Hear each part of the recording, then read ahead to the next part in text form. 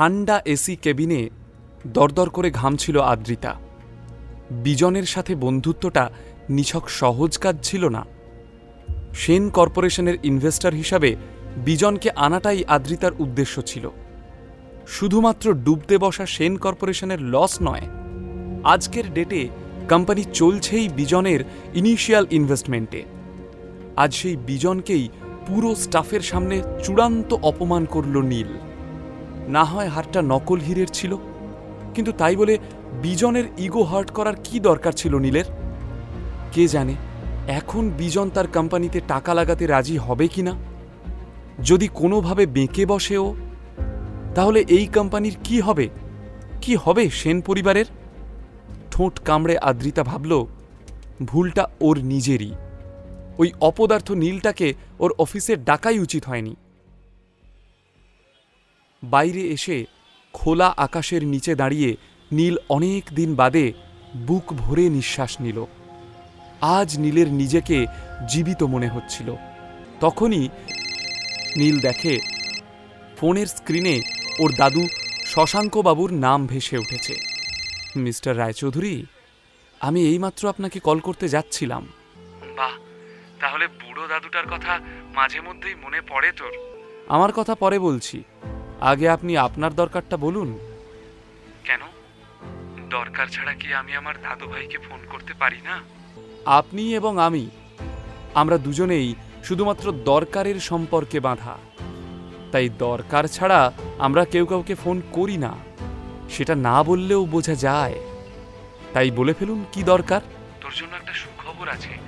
সামনের মাসের 1 তারিখে রয় চৌধুরী গ্রুপ অফ ইন্ডাস্ট্রিজের সিইও হিসাবে তোর জয়েনিং। তবে তার আগে তোকে একজনের সাথে একটু দেখা করে নিতে হবে। আমি তোকে ভেন্যু আর টাইমটা এক্ষুনি হোয়াটসঅ্যাপ করছি। আমি আপনার একটা ডিমান্ড মেনে নিলাম, তবে তার পরিবর্তে আপনাকে আমার ঠিক 2টো ডিমান্ড মানতে হবে। আমার ফার্স্ট ডিমান্ড, আমাদের যে লিমিটেড কালেকশন ডায়মন্ড নেকলেস আছে তার একটা আমার বলা অ্যাড্রেসে আজ বিকালের মধ্যে পৌঁছে দিতে হবে। আর সেকেন্ড ডিমান্ডটা আমি আপনাকে হোয়াটসঅ্যাপ করে দিচ্ছি। নীল, এটা কিন্তু ডিমান্ড নয়, টর্চার হয়ে যাচ্ছে। কি অদ্ভুত ব্যাপার না? আপনার কাছে আপনার ডিমান্ডটা ঠিক, আর আমার ডিমান্ডটা টর্চার হয়ে গেল। আপনাকে কেন বারবার মনে করিয়ে দিতে হয় যে এখন আপনার আমাকে প্রয়োজন? এখনো কোম্পানির সিইও হোসনি তুই, তার আগেই কোটি টাকার গিফটের আবদার। মানুষ আবদার করে আপনজনের থেকে, এটা আবদার নয়, দাবি। আর এই দাবি না মেটালে আপনাকে অনেক দামি কিছু হারাতে হবে। এবার আপনি ভেবে দেখুন কি করবেন। শশাঙ্কবাবুর উত্তরের অপেক্ষা না করেই ফোনটা কেটে দেয় নীল। শশাঙ্কবাবু যে অন্যায়টা নীল আর তার বাবার উপর করেছেন, তারপর নীলের পক্ষে ওনাকে বিশ্বাস করা সম্ভব নয়। তাই নীলের ডিমান্ডগুলো অন্যায় মনে হলেও মুখ বন্ধ করে মেনে নিচ্ছেন শশাঙ্কবাবু। নীলের ফোনে 3খানা মেসেজ আসে। প্রথম মেসেজটা ওর দাদুর, দ্বিতীয় এবং তৃতীয় মেসেজটা আদ্রিতার। আদ্রিতা নীলের অ্যাকাউন্টে 10,000 টাকা ট্রান্সফার করেছে। বিয়ের পর থেকে নীলের খরচ এতদিন আদ্রিতাই চালাচ্ছিল। আদ্রিতা মেসেজে লিখেছে, মল থেকে কিছু ভালো জামা কাপড় কিনে নিও, আজকের ইভেন্টে প্লিজ ভিখারির মতো এসো না। সন্ধেবেলায় সেন ফ্যামিলির একটা গেট টুগেদার রয়েছে। আত্মীয় স্বজন, প্রতিবেশী, বন্ধু বান্ধব সেখানে আমন্ত্রিত। বরাবরই আদ্রিতা এবং চিত্রাকে নীলের জন্য সবার বাঁকা কথার সম্মুখীন হতে হয়েছে। অপমান এড়াতেই নীলকে এই টাকাটা পাঠালো আদ্রিতা। না সোনা, তোমার এই 10,000 টাকার আমার আর কোনো প্রয়োজন নেই। শশাঙ্কবাবুকে ওর সেকেন্ড ডিমান্ডটা হোয়াটসঅ্যাপ করে দেয়। সাথে সাথেই শশাঙ্কবাবু রিপ্লাই করেন, ওকে। রয়্যাল সেভেন সোসাইটি শুধু কলকাতার নয়, গোটা পশ্চিমবঙ্গের সবথেকে বড় লাক্সারিয়াস সোসাইটি। শশাঙ্কবাবুর কথা মতো নির্দিষ্ট স্থানে পৌঁছে যায় নীল। ধীরেন রায়চৌধুরীকে সেই বাগানে বসে থাকতে দেখে নীলের মাথায় আগুন জ্বলে ওঠে। ধীরেন রায়চৌধুরী মানে ওর নিজের কাকুর সাথে দেখা করতে হবে জানলে নীল কখনো আসতে রাজি হতো না, সরাসরি না বলে দিত। রাগের মাথায় ও বেরিয়ে যাবে, ঠিক তখনই পিছন থেকে ধীরেন রায়চৌধুরীর গলা শোনা যায়। ঠিক 2.5 বছর আগে তোকে লাস্ট দেখেছিলাম, আগের থেকে অনেক বেশি স্মার্ট লাগছে। বাপের মতো সেই ক্যাবলাকান্ত ব্যাপারটা কিন্তু আর নেই তোর মধ্যে। থমকে দাঁড়ায় নীল। কাজের কথা থাকলে বলো, আর যদি ভাবো ভয় দেখিয়ে আমাকে সিইও হওয়া থেকে আটকাবে, তাহলে ভুল ভাবছ। কথা শেষ করেই নীল চলে যেতে উদ্যত হয়। তখনই দুজন বিশাল চেহারার সিকিউরিটি গার্ড এসে নীলের পথ আটকে দাঁড়ায়। কাকুর আচরণে নীল হেসে ফেলে। আমার কিছু হলে কিন্তু তোমরাই বিপদে পড়বে। ভুলে যেও না, আমার কাছে অঞ্জলি এন্টারপ্রাইজের 40% শেয়ার রয়েছে।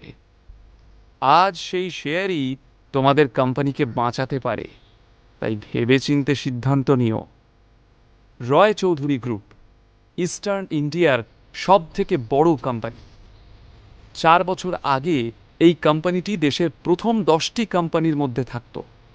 দেশের ছোট বড় সব কোম্পানি রয় চৌধুরী গ্রুপের সাথে কাজ করতে চাইত। তখন এই রয় চৌধুরী গ্রুপের সিইও ছিলেন নীলের বাবা, হীরেন রায়চৌধুরী। ব্যবসার কলকাঠি ছিল তার নখদর্পণে। হীরেন ভীষণ ভালো মার্কেট প্রেডিক্ট করতে পারতেন, আর সেই জন্যই আগে ভাগেই অঞ্জলি এন্টারপ্রাইজের 40% শেয়ার তিনি কিনে রাখেন। কারণ উনি বুঝে গিয়েছিলেন ভবিষ্যতে এই শেয়ারের দাম হতে চলেছে আকাশ ছোঁয়া। তবে এই খবরটা শশাঙ্কবাবু এবং ধীরেন রায়চৌধুরীর কানে আসতেই ওনারা প্রচণ্ড অশান্তি শুরু করে দেন। ফলস্বরূপ হীরেন রায়চৌধুরীকে কোম্পানির সিইও পজিশন থেকে সরে দাঁড়াতে হয়। কোম্পানির নতুন সিইওর আসনে বসেন ধীরেন রায়চৌধুরী। কিন্তু 2.5 বছরের মধ্যে কোম্পানি ডুবিয়ে দিয়ে ধীরেনবাবু প্রমাণ করে দিয়েছেন যে তার দ্বারা আর যাই হোক বিজনেসটা হবে না। অঞ্জলি এন্টারপ্রাইজের শেয়ারের জন্য নীল এখন বিপুল সম্পদ এবং প্রতিপত্তির অধিকারী, আর এই পাওয়ারফুল নীলকেই এখন রায়চৌধুরীদের দরকার। কিন্তু নীল যে আগে ভাগেই সব রিসার্চ করে এসেছে তা ধীরেনবাবু আঁচ করতে পারেন। বিরক্তির সাথে নিজের 2 গার্ডকে সরে দাঁড়াতে ইশারা করলেন। ওরা সরে যেতেই কনফিডেন্সের সাথে রয়্যালস হেভেন সোসাইটি থেকে বেরিয়ে পড়ল নীল।